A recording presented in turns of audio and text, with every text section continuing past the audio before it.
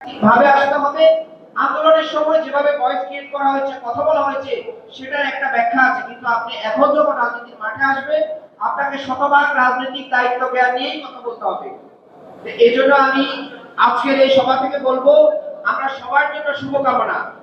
তবে কাউকে ম্যানেজ করে বা যে বাংলাদেশের যে শক্তিকে মানুষ পছন্দ করে, খুনি হাসিনার চোখে চোখ রেখে দীর্ঘ 17 বছর যে শক্তিগুলো লড়াই সংগ্রাম করেছে, স্বৈরাচার বিরোধী আন্দোলনের নেতৃত্ব দিয়েছে, সেই শক্তিগুলোকে যারা প্রশ্নবিদ্ধ করতে চায় পিআরের নামে বা বিভিন্ন সংস্কারের নামে, আমরা দেখছি যে শুধু শুধু সময় নষ্ট করা হচ্ছে, রাষ্ট্রের গুরুত্বপূর্ণ সময় নষ্ট করা হচ্ছে। সত্যিকার অর্থে এখন পর্যন্ত 1 বছরে আমরা জুলাই অভ্যুত্থানের বর্ষপূর্তিতে কোনো সংস্কারও পাই নাই, এবং সুষ্ঠু নির্বাচনের জন্য দেশ এগিয়ে যাচ্ছে। আমরা শুধু এই একটা কথাই বলবো যে আমাদের এই বর্ষপূর্তি তখনই শতভাগ সার্থক হবে যখন আমরা অবাধ সুষ্ঠু একটা নিরপেক্ষ নির্বাচন করতে পারবো, জনগণের ক্ষমতা জনগণের প্রতিনিধিদেরকে বুঝিয়ে দিতে পারবো।